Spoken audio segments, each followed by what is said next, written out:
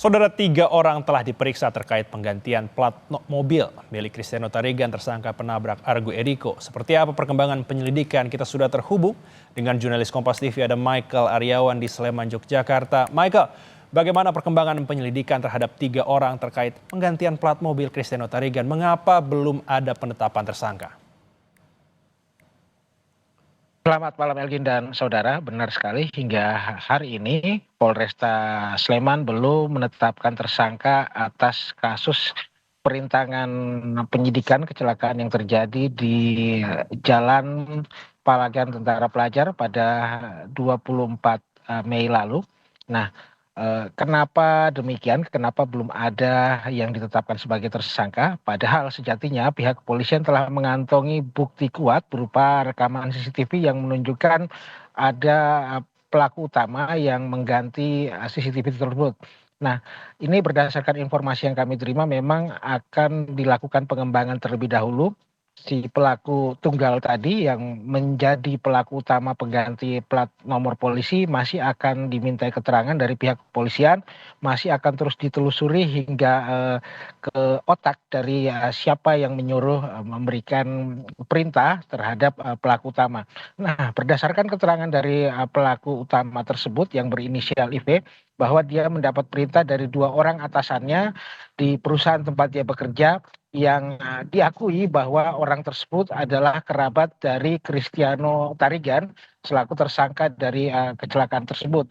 Nah, 2 orang ini pun masih terus ditelusuri oleh pihak polisian apakah memiliki hubungan atau mendapat perintah lagi dari orang di atasnya.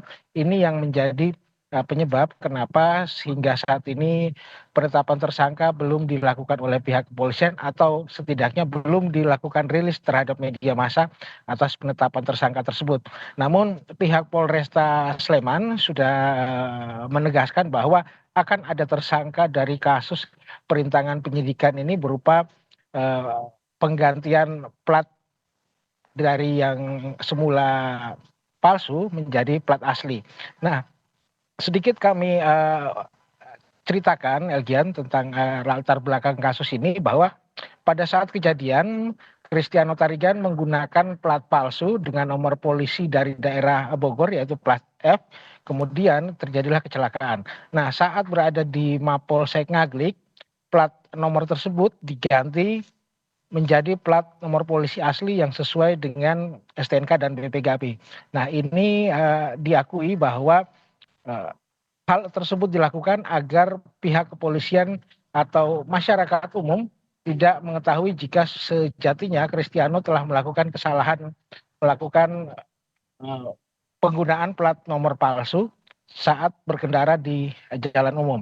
Nah, tetapi kemudian ini berkembang dan menjadilah kasus baru yaitu perintangan penyidikan karena melakukan penggantian plat yang tadi palsu kemudian ke asli. Demikian, Elgian. Oke, Michael, apakah hingga malam hari ini sudah ada informasi terkait dengan status Cristiano sebagai mahasiswa UGM? Ya, Cristiano Tarigan sudah ditetapkan menjadi tersangka dan hingga malam ini masih ditahan di Mapolresta Sleman.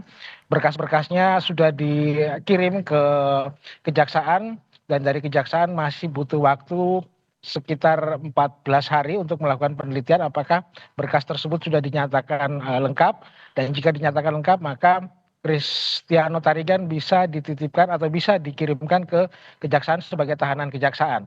Nah, terkait dengan status mahasiswa dari Cristiano Tarigan, karena saat ini yang bersangkutan tengah terbelit dengan persoalan hukum sehingga Universitas Gadjah Mada mengeluarkan keputusan pada hari ini secara resmi Cristiano Tarigan dinonaktifkan dari statusnya sebagai mahasiswa Fakultas Ekonomika dan Bisnis Universitas Gadjah Mada.